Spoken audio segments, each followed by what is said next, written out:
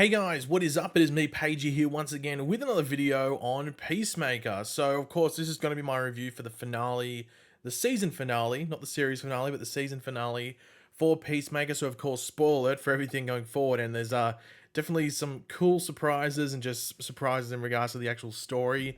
But just in regards to the larger DC universe, there's some surprises. So go away if you have not watched the the finale yet. But of course, throughout the video, be sure to let me know your general thoughts on this finale, your reactions, everything like that, and how you would overall score this season, this first season of Peacemaker. Always curious to read what you guys are saying. And of course, if you're going to enjoy the video and you enjoyed the finale as well as this first season, why not drop a like on the video to show all that. So I say this season because it was announced literally about, I think about 12 hours, even like maybe like 10 or 11 hours before the finale premiered on HBO Max and all the different streaming services around the world, that we're getting season 2. So this is just the season 1 finale, not the series finale. And I think it was important to do that based off how this season ends. And we'll talk about that throughout the video, just because it doesn't necessarily slap you on the face saying there's going to be a season 2. But overall, this show I think has surprised a lot of people.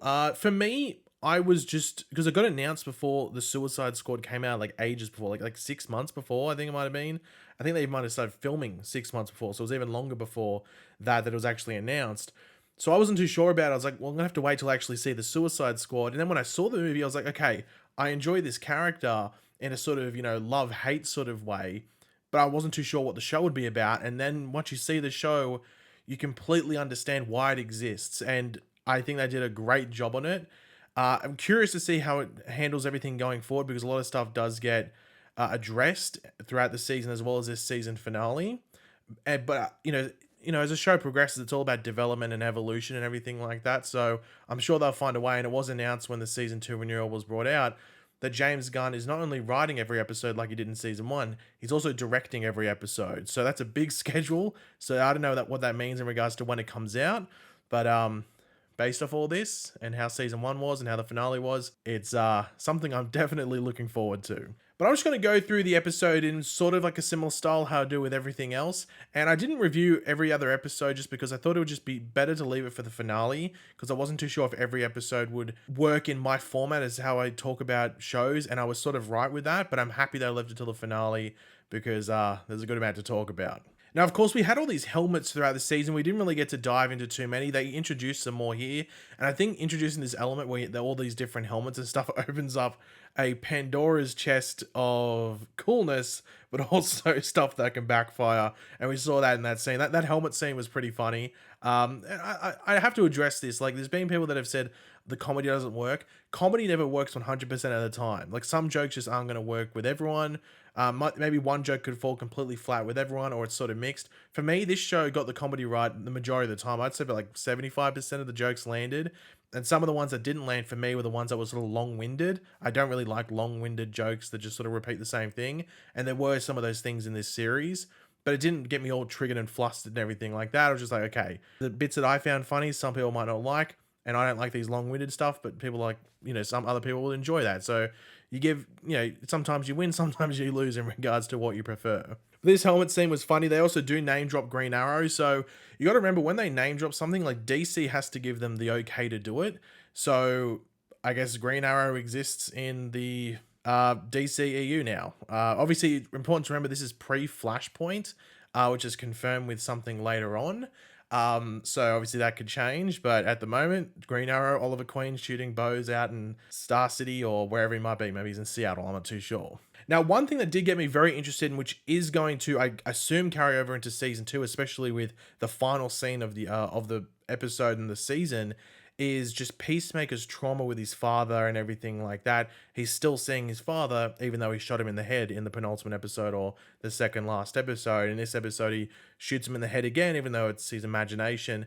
Now, I'm curious to see where that goes in season 2. Like, is Robert Patrick, who played his father, going to keep recurring in this sort of like mind, vision that the Peacemaker's seeing?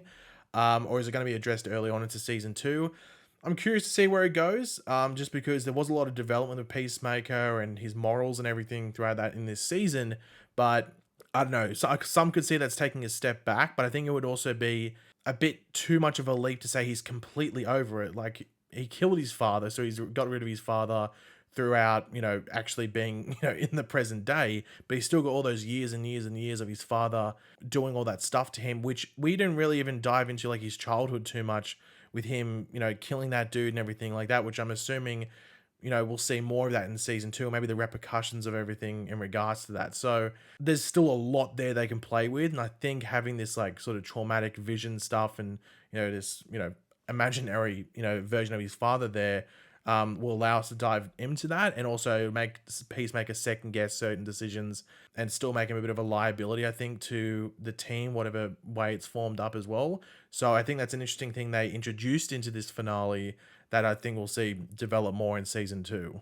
Now, one of the scenes I did like was Economos, or, John Economos, whichever way you want to put it, going undercover. I thought it was a bit too easy, but I guess, like, it's not like he has to act like a normal person. It's just sort of acting weird. The butterflies act weird, so you act weird and it seems normal, if that makes sense. But I did like the callback to the Suicide Squad when he sees the, like, cow, because the episode's called It's Cow or Never. Forgot to say that.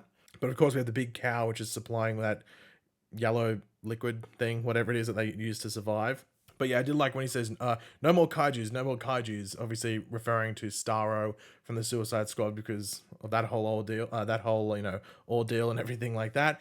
But I must say, the story of him dyeing his beard, like that was like a running joke earlier into the season. It wasn't brought up too much. I can't remember like the last few episodes it being mentioned.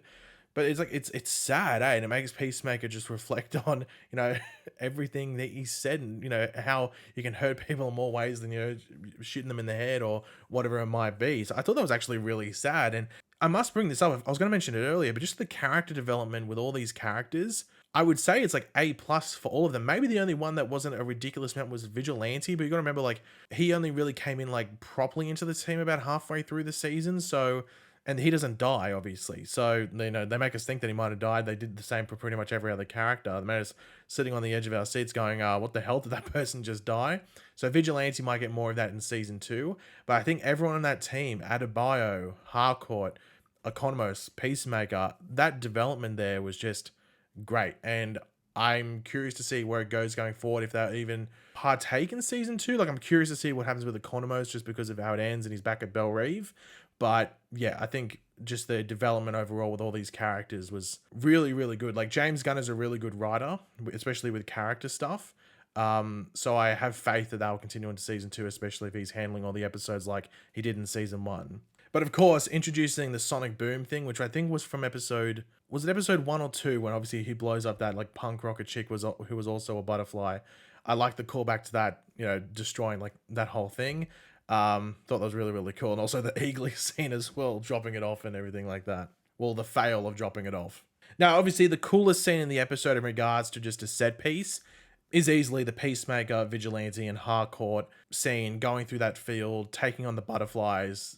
Easy, the best scene in regards to like just excitement, but also just a set piece and everything like that, along with the theme song for the show, or the intro song for the show. I mean, it was awesome. And of course, they like Vigilante and Hardcore, they make you think that they're dead because Peacemaker quickly goes in to deal with what's going on in the main barn. But like, honestly, I thought Hardcore was gonna die. Vigilante, like, they've still got the whole thing where, like, I guess we're second guessing his abilities because in the comics he can like regenerate, he heals faster, and it seems like that's the same here in the show. I don't know if they actually mentioned it or not. But with Hardcore, I was like, I have no idea if she's going to survive. Like, there's rumors that she's in some of the other DCU movies going forward. But I was like, well, they could be in like scenes from the past because she was associated with Argus. So I'm like, well, I don't know if she's actually going to survive here and everything like that. And even when the butterfly was going towards her, I was like, okay, was that how she survives? Because the butterfly goes into her. It had me second guessing. I wasn't too sure in regards to her character specifically, but of course she does survive, but she's going to be going through some rehabilitation as we see later on. But yeah, that whole scene was just awesome to see. But of course, this was followed up closely by Adebayo going on an absolute rampage and just showing who she truly is, and pretty much showing what she was withholding this entire time. She was suppressing these skills that she has, and she went on the absolute rampage. But the human torpedo thing, obviously that was another one of the helmets, and well, it was a bit of a fail. I thought she was going to die as well, but I guess it was lucky that like the rock surface was closer. If like, I mean, it was further away and she built up more speed, I guess she would have just snapped her neck or something like that. But her going through there and just showing what she's truly capable of was really, really cool as well. But I don't know if I'd assume we'll get see more of that. But of course, she goes on a bit of a, hashtag expose, sort of rampage on the end, not physically, but just verbally. So yeah, we'll see what happens. I'm very curious to see how season 2 of this show is formed as a whole. But I'll tell you what, the reveal about the butterflies definitely was pretty interesting. I mean, like they took control of all these powerful people to prolong Earth and its existence and sort of prevent what happened to their Earth. And they were, thinking that like Peacemaker's ideologies and everything lined up with theirs. But obviously, Peacemaker's like lol jokes. And obviously, this just shows the development of Peacemaker throughout the season, because all of this is based off, Peacemaker at the beginning rather than Peacemaker in the present in this finale. So if there's a scene that just shows that development, it's just that one straight up. But the thing that I was like, oh my God, no way this is happening, was when earlier in the episode, Adebayo was talking to Amanda Waller, of course, her mother, saying, hey, can you just call some backup? Like, call the Justice League in, what's going on? And I was like, okay, yeah, haha, like we might get some like random cameo from like some random person in the DCU, maybe like a Suicide Squad member or something like that might show up. But the actual Justice League shows up. They freaking show up.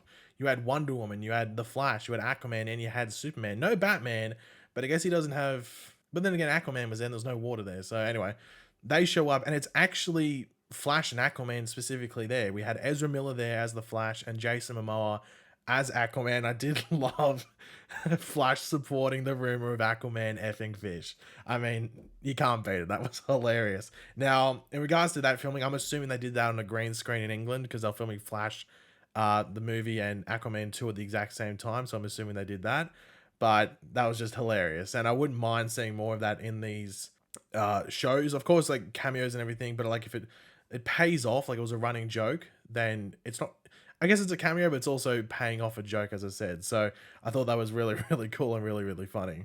Now, I was surprised I actually didn't have Gal Gadot there as Wonder Woman, because she's like rumored to be in Flash and I think also Aquaman, these movies, but maybe it just wasn't there at the time to get that done, film that scene. So yeah, and also it's important to remember, pretty clear it was pre-Flashpoint because Barry was wearing the old Flash suit like we saw in the, like Justice League movies and the like Crisis and everything like that. So yeah, definitely pre-Flashpoint. But one of the things that definitely surprised me was Adebayo going against not only Argus to sort of like clear Peacemaker and Vigilante, but her own mother, exposing not just, everything that was going on within this show, but exposing Task Force X, the Suicide Squad, and everything they do, and the whole workaround of it. It caught me off guard, and I wonder what the ramifications of that are going forward. Obviously, Viola Davis appears in this finale quickly as Amanda Waller, but like that's pretty big. So I wonder what the fallout of that will be going forward. I wonder maybe that's how Harcourt ties into some of these other movies maybe as well, just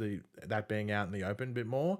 But yeah, that's a big moment, and I'm assuming that if Adebayo's in season 2, which I would assume, I don't think you're going to see a major swap up with the cast of this show, then that'll be we'll see like some fallout from that in regards to what played out, and maybe even what they have to deal with in season 2 as well. But that definitely caught me off guard. Now, there was no season 2 cliffhanger really. It just keeps the door open. Now, I do wonder if that's because they weren't too sure, and maybe James Gunn didn't want to commit to doing a season 2 straight away and then leave a cliffhanger that's never paid off. So there's no cliffhanger, it just leaves the door open.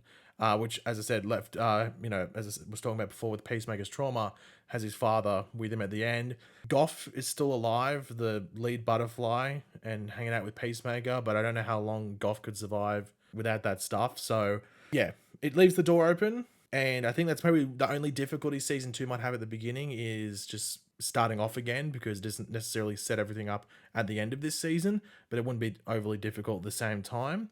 But that might disappoint people, but I understand why they didn't set it up.